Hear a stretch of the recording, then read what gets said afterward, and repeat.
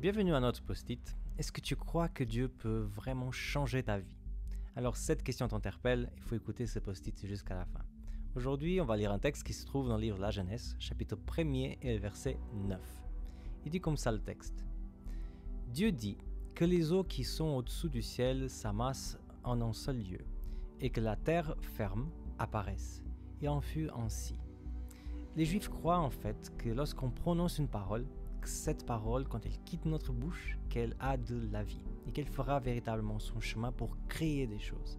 Et bien sûr, il se base sur le texte de la création, puisque Dieu, lorsqu'il a parlé, les choses sont apparues. Et c'est vraiment impressionnant de lire ce récit, comme Dieu a pu créer des choses à partir du rien.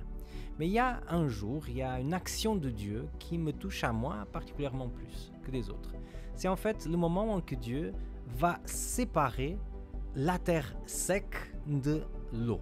Moi j'imagine vraiment comme un film, l'eau qui commence à aller dans un côté avec des vagues et la terre qui apparaît de l'autre côté tout de suite très sec. La question peut-être de la personne qui m'écoute c'est mais pourquoi ça, tu trouves ça intéressant, impressionnant? Voilà, il y a des choses plus belles comme la création de l'homme, des animaux, des fleurs, de tout ce qui est, poisson. Et voilà, moi j'aime beaucoup parce que c'est un truc qui pour moi il est inimaginable.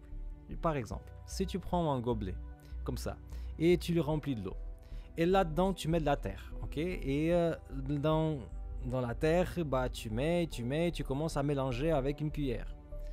À la fin, d'un seul coup, je te demande de séparer l'eau de la terre, avec un seul coup, sans l'aide d'aucun outil. Est-ce que tu trouverais ça facile? C'est compliqué, c'est très compliqué, parce que même si on arrive à séparer la terre de l'eau, par exemple avec un filtre, la terre sera toujours très mouillée. Mais quand Dieu fait quelque chose, quand Dieu sépare quelque chose de l'eau, il sépare complètement. Pourquoi je parle de tout ça? Parce que moi je pense que ça c'est une très bonne image de ce qui peut être notre vie.